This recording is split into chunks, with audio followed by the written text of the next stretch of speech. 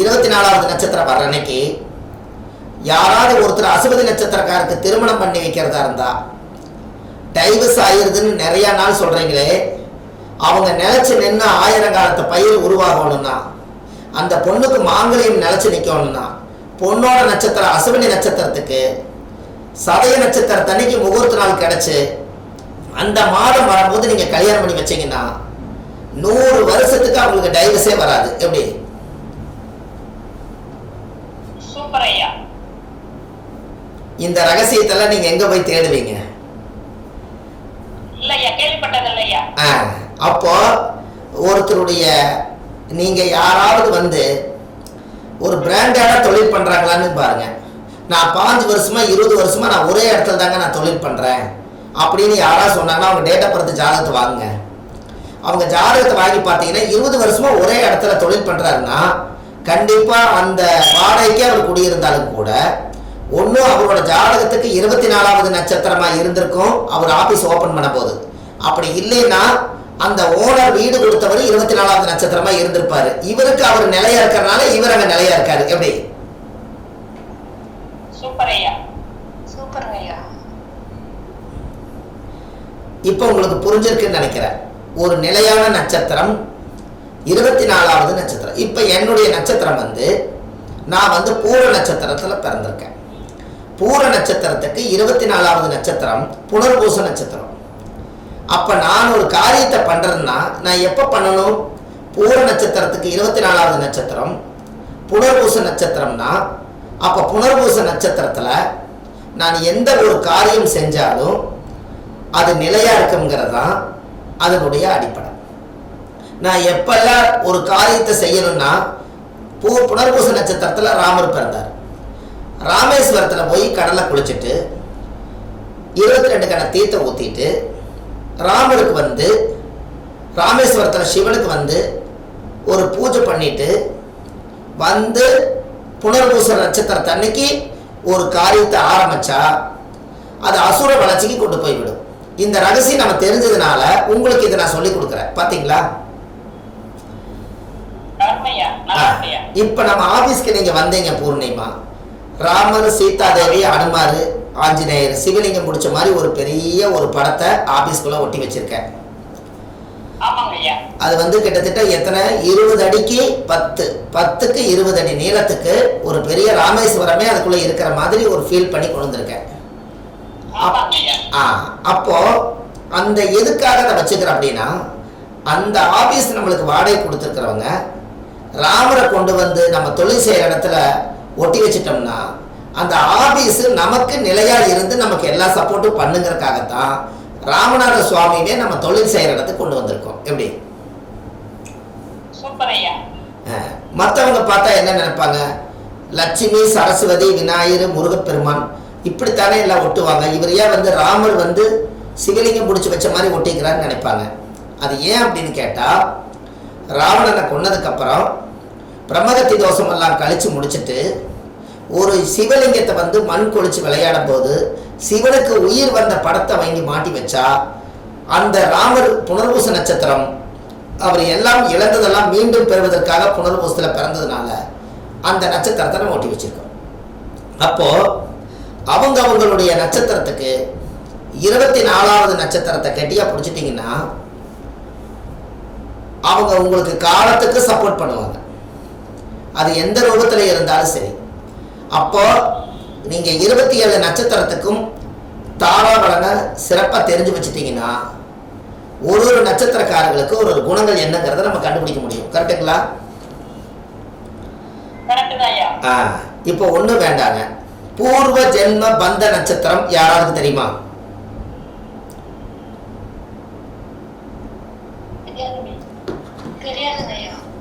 உங்களுடைய நட்சத்திரத்துக்கு 15வது நட்சத்திரம் தான் பூர்வ ஜென்ம பந்த நட்சத்திரம். வணக்கங்கம்மா. ஈரோடு சுமதிங்க ஐயா. ஐயா நாங்க காசி பேட்டி பதங்க ஐயா வந்துட்டு இருக்கோம். அயோத்தி ராமர் கோயில் போயிட்டு வந்துட்டு இருக்காங்க ஐயா. விட்டு டவர் கிடைக்குதுங்க. ரெக்கார்ட் பண்ணிட்டீங்களாங்க ஐயா? ரெக்கார்ட் வேற போடணுமா? ஆமா ரெக்கார்ட் போடுறீங்க. இந்த ரெக்கார்டிங் போடக்கூடாதுங்கிறது தான் என்னுடைய சட்டமே. ஏன்னு கேட்டா எல்லாருமே இந்த எந்திரத்தை நம்புறாங்க, நம்ம சொல்றதை நம்ப மாட்டேங்கிறாங்க.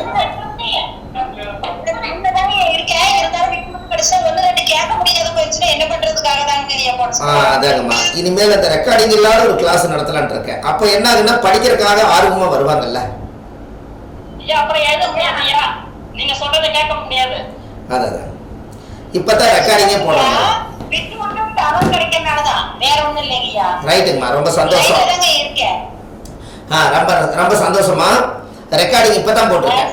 ரெக்கார்டிங் பாதி படம் ஓடும்போது பாதி சீன் போயிடுச்சு, மீதி இருக்கு. அதாவது என்ன அப்படின்னு கேட்டீங்கன்னா, இப்ப ஏதோ சொல்லிட்டு இருந்தோம். அவங்க வந்து நம்ம ராமரை பத்தி சொல்லிட்டு இருக்கிறோம். அவங்க ஈரோடு சுமதியுமா ராமர் கோயிலுக்கு போயிட்டு வந்துட்டு இருக்கிறாங்கிறாங்க. அப்ப அலைவரிசை கரெக்டா வேலை செய்தா? நிமித்த சகலம் எப்படி வேலை செய்யுது பாத்தீங்களா? அப்ப நம்ம ராமரை பத்தி உண்மையாலுமே நிலையான நட்சத்திரத்தை பத்தி பேசும்போது ஏன் அவங்க வந்து மதுரை மீனாட்சி கோயிலுக்கு வந்துட்டு இருக்குன்னு சொல்லிருக்கலாம்ல. சம்மந்தமே இல்லாம ஐயா லேட் ஆயிடுச்சுங்க ஐயா, நாங்க ராமர் கோயில் போயிட்டு வரக்கு லேட் ஆயிடுச்சு. நம்ம ராமரை பத்தி பேசிட்டு இருக்கிறோம், அவங்களுக்கு தெரியாது. ஆனா உள்ள வரும்போது என்ன பண்றாங்க, நம்ம வந்து ராமேஸ்வரத்தை பத்தி பேசுறோம், அவங்க ராமர் கோயிலிருந்து வர்றாங்கிறாங்க. அப்ப இந்த இடத்துலதான் சோச்சி என்ன சொல்றதுன்னா, இந்த நேரத்தில் அவங்க இதை சொல்லும் போது அலைவரிசை ஒரே மாதிரிதான் வேலை செய்யுது. தமிழ்நாடு முழுவதும் ஒரே விஷயத்த பேசுவாங்க. என்னங்க,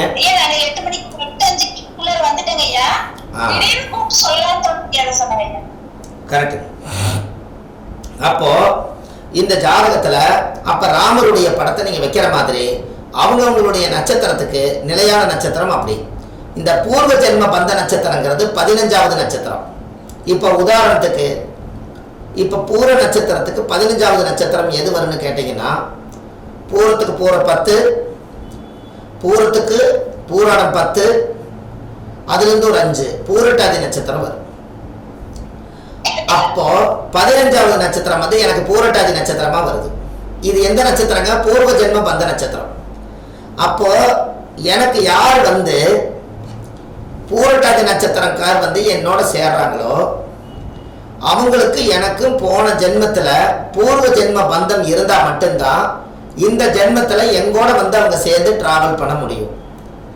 அப்ப இந்த நட்சத்திரங்கள் எல்லாம் அழியாத சொத்து.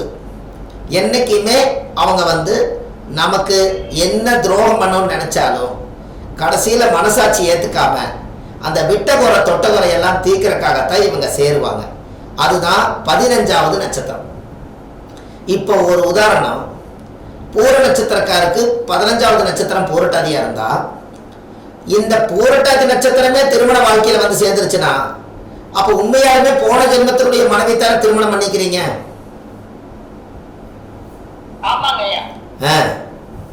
இங்க மட்டும்தான் பூர்வ ஜென்ம பந்தத்தை நீங்க எடுக்க முடியும். அப்ப 15வது நட்சத்திரம் பூர்வ ஜென்ம பந்த நட்சத்திரம். இப்ப நீங்க கணக்கு போட்டுங்க, நீங்களே விரல விடுங்க. உங்க நட்சத்திரத்துக்கு 15வது நட்சத்திரம் எடுங்க. எப்பவுமே ஜென்மம் 1ன்னு எடுங்க, ஜென்மம் 1ன்னு எடுங்க. ஜென்ம நட்சத்திரம் அப்படின்னு எடுங்க. ஜென்மம் வந்து 1. ஹலோ ஐயா, ஐயா ஒரு கிளாஸ் எடுத்துட்டு இருக்கிறேங்க ஐயா, இந்த போன்ல தான் எடுத்துட்டு இருக்கிறேங்க ஐயா. நான் நாளைக்கு பேசுறேங்க ஐயா உங்ககிட்ட.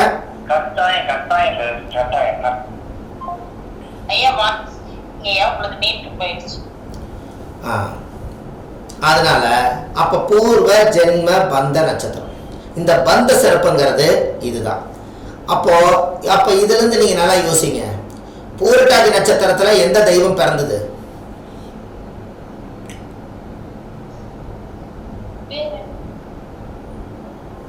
குபேரன் பிறந்தார். குபேரனோட வீடு வந்து இப்ப எந்த வீடுன்னு சொல்லுங்க.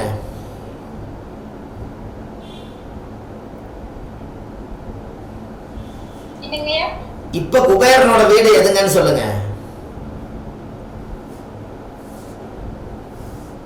குபேரன் வீடு தெரியல. குபேர வீட்டுல என்னங்கம்மா இருக்கும்? என்ன இப்படி யோசிக்கிறீங்க? அம்மா குபேர வீட்டுல பணம் தானே இருக்கும். இத சொல்றதுக்கு இவ்வளவு நேரமா? அப்ப குபேரன் வீட்டுல பணம் தான் இருக்கும். அப்ப இந்த பணம் இருக்கக்கூடிய வீடு எதுன்னு கேட்டா, நம்ம ஊர்ல பேங்க் எங்கெல்லாம் இருக்குதோ அங்கெல்லாம் குபேர வீடு என்று பொருள். அப்போ பூர நட்சத்திரக்காரு குபேர வீட்டுக்கு பேங்குக்கு போய் சும்மா ஒரு டம்ளர் தண்ணி குடிச்சிட்டு அந்த பேங்க்ல போய் ஒரு 1000 ரூபாய் செல்லான் எடுத்து உங்க அக்கௌண்ட்டுக்கே பணம் கட்டி விட்டுட்டு வந்தீங்கன்னா உங்களுக்கு பணம் வந்துகிட்டே இருக்கு. பூர்வ ஜென்மத்துல எந்த பணத்தை நீங்க தொலைச்சிங்களோ அதெல்லாம் 2 மடங்கா குபேர வீட்டுல இருந்து நம்மளுக்கு வந்துடும். எப்படி?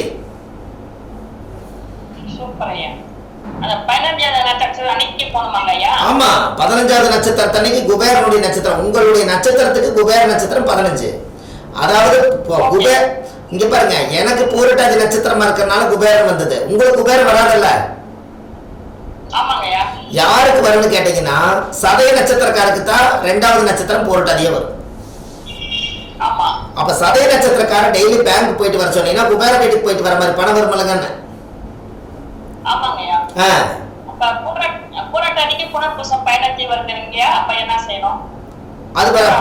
ஆமா, அது அப்படி எடுக்க கூடாதுல்ல. உங்களுக்கு 15வது நட்சத்திரம் தானே உங்களுக்கு 15 எது வருது? புனர்பூசமா? ஆமா. அப்ப உங்களுக்கு பூரட்டாதிக்கு புனர்பூசம் 15 இருந்தா அப்ப அந்த பூர்வ ஜென்ம பந்த நட்சத்திரத்துக்கு 15வது நட்சத்திரம் புனர்பூச நட்சத்திரத்தை அன்னைக்கு நீங்க ராமேஸ்வரம் போயிட்டு வரணும். ஐயா, இப்ப நம்ம வந்து உத்திரட்டாதியா இருந்ததுனாக்கா ஹஸ்த நட்சத்திரம் 15வது நட்சத்திரமா இருக்கும் ஐயா. ஆமா, ஹஸ்த நட்சத்திரம்னா உடுக்க, அஸ்தம்னா உடுக்க. அஸ்த நட்சத்திரத்தன்னைக்கு ஒரு உடுக்கை ஒன்று வாங்கி அம்பாளை கொண்டு போய் வேலில் கட்டி விட்டுட்டு வந்துட்டீங்கன்னா ஆதிபராசக்தி உங்க வீட்டுல குடியிருக்கும். அதானே? அப்ப எல்லா நட்சத்திரம் 24 முதல் திருவோண நட்சத்திரம் வரும். ஏங்கய்யா? யாருக்கு? உத்திரட்டாதிக்கு. உத்திரட்டாதிக்கு 24 வருதுங்களா?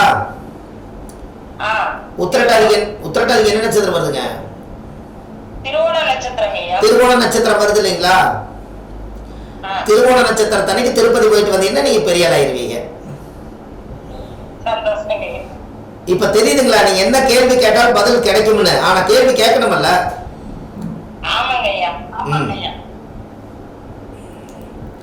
புரிஞ்சதுங்களா? என்னங்க? விசாக நட்சத்திரத்துக்கு 27 என்ன சொல்ல வரீங்க? 24. விசாகத்துக்கு திருச்செந்தூர் முருகன் தானம்மா?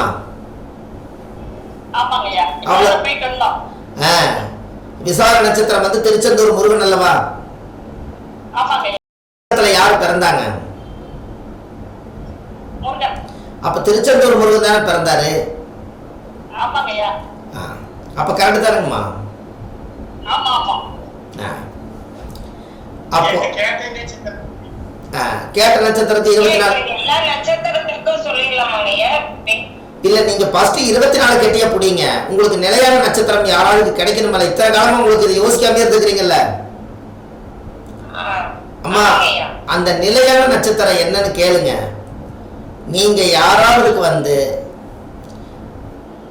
ஏதாவது ஒரு குழந்தைக்கு உடம்பு சரியில்லைன்னா 24வது நட்சத்திரத்தன்னைக்கு திருநூறு 1 கிலோ வாங்கிட்டு போய் கையில நல்லா ஒரு ஓம்ங்கிற மாதிரி ஒரு 108 தடவை இப்படி சுத்துன்னு சுத்தி உங்க உடம்புல இருந்து வரக்கூடிய சக்தி எல்லாம் அந்த ஜீவகாந்தம் எல்லாம் திருநூறுல போட்டு நல்லா ஒரு உங்களுடைய ஓம் நமச்சிவாயா, ஓம் சக்தி, ஓம் ஆதிபராசக்தி, ஓம் நமச்சிவாயா இப்படி எல்லாம் சொல்லி அந்த 1 கிலோ திருநூறுல நல்லா பூஜை பண்ணி சாமி கும்பிட்டு நல்ல 24வது நட்சத்திரம் தன்னைக்கு அதுக்கு ஒரு தேங்காவில் உடைச்சி வச்சு சாமி கும்பிட்டு தீபாரதனை காமிச்சு அந்த திருநூறை எடுத்து நீங்கள் ஒரு மரப்பெட்டியில் போட்டு வச்சுட்டு ஒரு குழந்தைக்கு உடம்பு சரியில்லைன்னா சாமி கும்பிட்டு அந்த திருநூறு எடுத்து நெத்தியில் பூசி விட்டு உங்கள் வாயிலிருந்து ஒரு வலது காதில் ஊதி விட்டீங்கன்னா அந்த குழந்தைய நீங்கள் ஆஸ்பத்திரி எடுத்துகிட்டு போகணுங்கிற அவசியமே கிடையாது. எப்படி?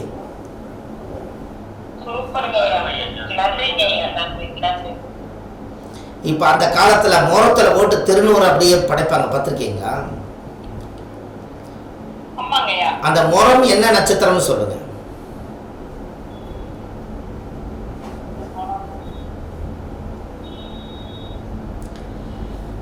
முறம் என்ன நட்சத்திரம்?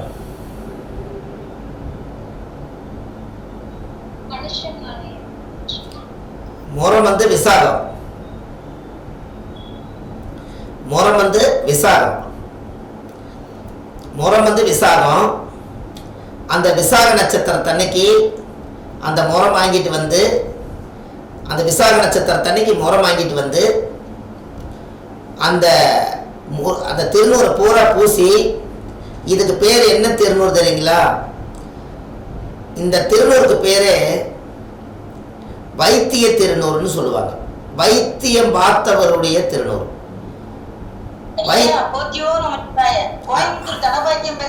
அம்மா வாங்கம்மா. வணக்கம் வணக்கம்மா. சரி சரி, ரொம்ப சந்தோஷம். சரி, உங்களுக்கு ஆடியோ வருமா? விட்டு போனதை நீங்க ஆடியோல கேட்டுக்கலாம். வெயிட் பண்ணுங்க. அப்போ 24வது நட்சத்திரங்களா? கேட்டை, மூலம், பூரட, உத்திரட, திருவண்ண, அவிட்டம், ஜாதி, பூரட, உத்திரட, ரேவதி, அஸ்வினி, வாரணி, கிருத்தி, ரோகிணி, மிருக, சித்திரவார், புனர்சம், பூசாயி, மகம், பூர, உத்திர, அஸ்தம், சித்திர. ஐயா சித்திர நட்சத்திரங்க ஐயா. உங்களுக்கு 24வது நட்சத்திரம் சித்திர.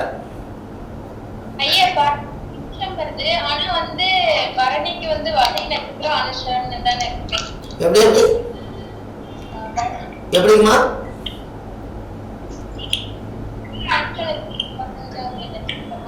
தெளிவா சொல்லுங்க, தெளிவா சொல்லுங்க, கேட்க மாட்டேங்குது. அம்மா என்ன சொல்றாங்கன்னு கேட்டு சொல்லுங்க.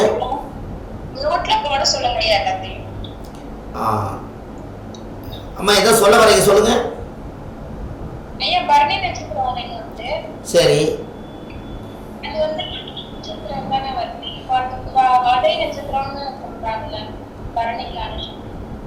இல்ல நீங்க என்ன கேட்கறீங்க? வதைக்கு நம்மளுக்கு இப்ப தேவையில்லை. 24வது நட்சத்திரம் வந்து நட்பு பூர்வ ஜென்ம 24வது நட்சத்திரம் நிலையான நட்சத்திரத்தான சொல்றோம். உங்களுக்கு தெரியுமா? 24வது நட்சத்திரம் வந்து பரணி நட்சத்திரமா? நீங்க பரணி நட்சத்திரத்துக்கு 24வது நட்சத்திரம் கணக்கு போடுங்க. பரணி, கிருத்தி, ரோகிணி, மிருகசீரிஷம், திருவாதிரை, புனர்பூசம், பூசம், ஐதே, மகம், பூர, உத்தர, அஸ்தம், சித்திர, சுவாதி, விசாக, கேட்டை, மூலம், பூராட, உத்திராட, திருவோணம், அவிட்டம், ஜடையும், பூரட்டாதி. பூரட்டாதி நட்சத்திரம் தான் 24வது நட்சத்திரம். அப்ப 24வது நட்சத்திரம் பரணி நட்சத்திரக்காரர்களுக்கு 24வது நட்சத்திரத்தன்னைக்கு ஒரு ஆபீஸ் ஓபன் பண்ணாலோ, ஒரு தொழில் பண்ணாலோ, ஏதாவது ஒரு கோயிலுக்கு போனாலோ, இல்லை நீங்க ஏதாவது பணங்காசு ஏதாவது சேகரிச்சு வச்சாலோ, செய்யற தொழில் ஏதாவது லாபங்கள் வரணும்னு நினைக்கிறாலோ, இதெல்லாம் நிலையா இருக்கணும்னா பூரட்டாதி நட்சத்திரத்தன்னைக்கு நீங்க போய் ஒரு தொழில் ஆபீஸ் ஓபன் பண்ணீங்கன்னா அது என்னைக்குமே காலத்துக்கு அழியாத சொத்தா இருக்கும். யாரெல்லாம் நிலையா நான் இருக்கேனுங்க, இங்க தாங்க 10 வருஷம் 20 வருஷம் இருக்கேன் அப்படின்னா அது 24வது நட்சத்திரத்துடைய கனெக்டிவிட்டி இல்லாம இருக்க முடியாது. அப்போ பஞ்சாங்கம் படிக்கிறவங்க, பஞ்சாங்கம் புதுசா படிக்கிறவங்க, ஒரு ஜோதிடத்துல புதுசா ஜோசியத்துக்கு வரணும்னு நினைக்கிறவங்க பஞ்சாங்கம் என்ன நட்சத்திரத்தன்னைக்கு வாங்கணும்? அப்போ 24வது நட்சத்திரம் என்னைக்கு வருதோ அன்னைக்கு பஞ்சாங்கம் வாங்கினாங்கன்னா ஆயுள் முழுவதும் அவங்க ஜோசியம் பார்த்துட்டு சாகர காலத்து வரைக்கும் ஜோசியமே வாழ்க்கையை நினைச்சிட்டு போயிடுவாங்க. இதுதான் முன்னோர்கள் பார்த்து வாங்கியிருக்காங்க. எப்படி முன்னோர்கள் எப்படி வாங்கினாங்க? சித்திரக்கனி 1ஆம் தேதி அன்னைக்கு பஞ்சாங்கம் வச்சு படைச்சு தேங்காய் உடைச்சு சாமி கும்பிட்டு பழம் பூவு எல்லாத்தையும் தானம் கொடுப்பாங்க. அப்ப 24வது நட்சத்திரம் தன்னைக்கு 24க்கு ஒரு மிகப்பெரிய சிறப்பு உண்டு. அது என்னன்னு சொல்லுங்க பார்ப்போம். 21க்கு சிறப்பு இருக்குதுங்கிற, 24க்கு ஒரு மிகப்பெரிய சிறப்பு உண்டு. என்னன்னு சொல்லுங்க. 24வது நட்சத்திரம் அசுபனிக்கு என்ன நட்சத்திரம் வருதுன்னு சொல்லுங்க. அசுபனி நட்சத்திரத்துக்கு 24வது நட்சத்திரம் ஏன் அப்படின்னா கேதுல ஆரம்பிச்சு ராகுல முடியுது.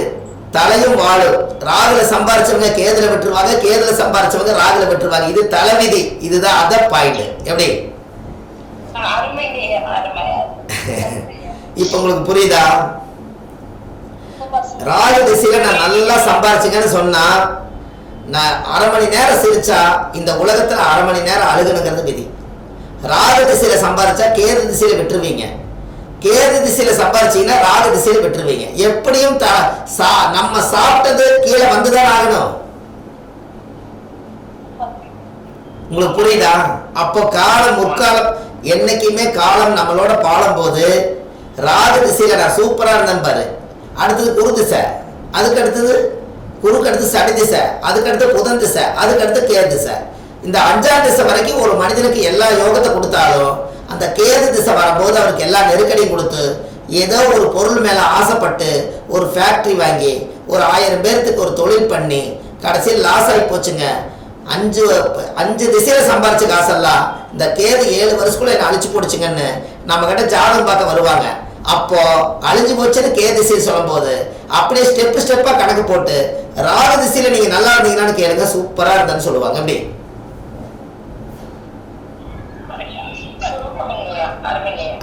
நீங்க எங்க மிஸ் ஆனீங்கிற இடத்த கண்டுபிடிங்க. நீங்க ஒண்ணும் வேண்டாம், உங்களுக்கு இன்னைக்கு ஒரு ரகசியத்தை சொல்லித்தரேன். 27 நட்சத்திரத்தை லைனா எழுதி டெய்லி இந்த நட்சத்திரத்தன்னைக்கு எனக்கு இந்த சம்பவம் எல்லாம் நடந்ததுன்னு எழுதி வைங்க. 27 நாளைக்கு எழுதி வைங்க. அசுவனிலிருந்து எழுதி வைங்க. பரணி அன்னைக்கு என்ன நடந்ததுன்னு எழுதி வைங்க. பணம் வந்தது, சண்டை போட்டேன், வீட்டுக்கு போனேன், காட்டுக்கு போனேன், எல்லாம் எழுதி வைங்க. 27 நட்சத்திரத்துக்கு கம்பல்சரி எழுதிட்டீங்கன்னா 27 நாளுக்கு ஆரம்பிச்சு மறுபடியும் அசுவதி நட்சத்திரத்தன்னைக்கு படிச்சு பாருங்க. நீங்க என்னெல்லாம் எழுதி வச்சீங்கன்னு அதே சம்பவம் தான் திருப்பி நடக்கும். இதை தெரிஞ்சுட்டீங்கன்னா போதும்.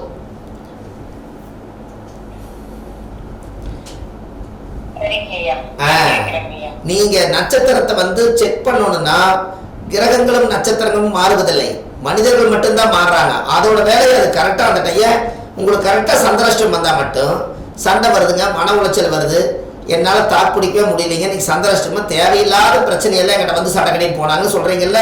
அப்ப சந்திராஷ்டமங்கிற வரும்போது மட்டும் அந்த நட்சத்திரத்துக்கு சந்திராஷ்டம் வந்ததுனால தானே அதை சொல்றீங்க. அப்ப எல்லா நாள் ஒரு நாள் நீங்க சந்திராஷ்டம் வந்தது மட்டும் கிடைச்சிங்களே, 27 நாள் கணிச்சு வச்சுட்டீங்கன்னா உங்களுக்கு எந்தெந்த நாளெல்லாம் உங்களுக்கு கடவுள் பலனை கொடுத்துருக்கிறாரோ அதெல்லாம் உங்களுக்கு யோகம் நீங்க எழுதிக்க வேண்டியதானே. உங்களுக்கு ஒண்ணு தெரியுமா? அசுவனி மக மூலம். இந்த அசுவனி நட்சத்திரம், மக நட்சத்திரம், மூல நட்சத்திரம், திரிகோண நட்சத்திரம். இந்த நட்சத்திரத்தன்னைக்கு உங்களுக்கு ஏதாவது பணம் வந்துச்சுன்னா, எதிர்பார்க்காத பணம் உங்களுக்கு வந்துச்சுன்னா, அசுவனி மகம் மூலத்துல ஏதாவது ஒரு நட்சத்திரத்துல பணம் வந்தா திருப்பி அசுவனி மகம் மூல நட்சத்திரம் வரும்போது அதே பணம் கண்டிப்பா வரும். ஒண்ணு அசுவனில வரும், இல்ல மகத்துல வரும், இல்லைன்னா மூலத்துல வரும். இது நீங்க தெரிஞ்சு வச்சுட்டீங்கன்னா உங்களுக்கு நம்ம சந்தோஷம் தானே. பரணி நட்சத்திரத்தன்னைக்கு சண்டை வருதுன்னா பரணி பூரம் பூராட நட்சத்திரத்தன்னைக்கு ஜாக்கிரதையா இருங்க. உங்களுக்கு என்னைக்காவது புது ஊருக்கு போறீங்களான்னு பாருங்க. ஏதாவது புதுசா ஒரு ஊருக்கு போனீங்கன்னா, இந்த ஊருக்கு நான் இன்னைக்கு தாங்க முதல்ல வரேன்னா அந்த நட்சத்திரத்தை எழுதி வச்சுக்கோங்க. அன்னைக்கு மட்டும் எழுதி வச்சுட்டு அந்த டேட்டா படத்தை போட்டு வச்சுக்கோங்க. ஒரு 2 வருஷம் 3 வருஷம் கிளம்பிச்சு மறுபடியும் அந்த ஊருக்கு போனீங்கன்னா நீங்க எந்த நட்சத்திரத்துல கால் வச்சீங்களோ அந்த பூமியில அதோட திரிகோண நட்சத்திரத்திலேயே தான் நீங்க மறுபடியும் அந்த ஊருக்கு போவீங்க. அந்த மண்ணு அன்னைக்கு தான் உங்களை வரவேற்பு பண்ணி கூப்பிடும். இதை ஆராய்ச்சி பண்ணீங்கன்னா சரியா இருக்கு. எப்படி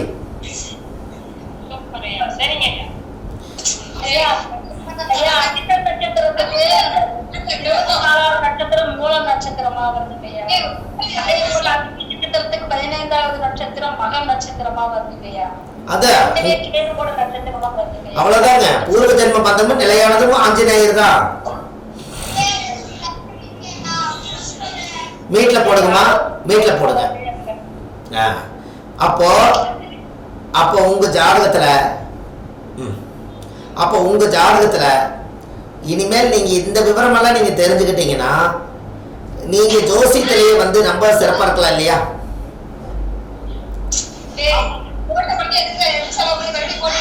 அம்மா மீட்ல போடுங்கம்மா ப்ளீஸ். அம்மா மீட்ல போட்டுட்டு சண்டை போடுங்கம்மா ப்ளீஸ்மா. அதாவது அப்போ அந்த ஜாதகத்துல பூர்வ ஜென்மத்தினுடைய பந்தங்களை நம்ம தெரிஞ்சு வச்சுக்கணும். உங்களுக்கு ஒரு ரகசியத்தை இன்னைக்கு நான் சொல்லித்தர போறேன். அதை கேட்கறதுக்கு நீங்க எல்லாம் தயாரா இருக்கீங்களான்னு பாருங்க.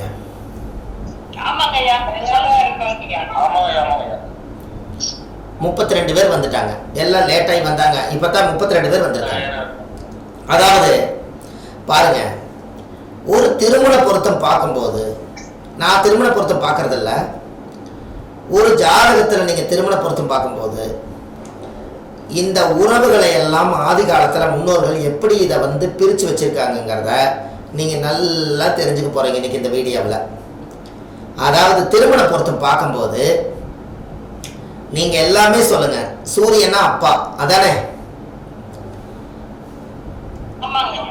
சந்திரனா அம்மா, செவ்வாயினா கூட பிறந்தவர், புதன்னா தாய் மாமன், குருன்னா குழந்தை, சுக்கிரனா மனைவி, சனினா சித்தப்பா, ராகுனா பாட்டன், கேதுனா பாட்டி.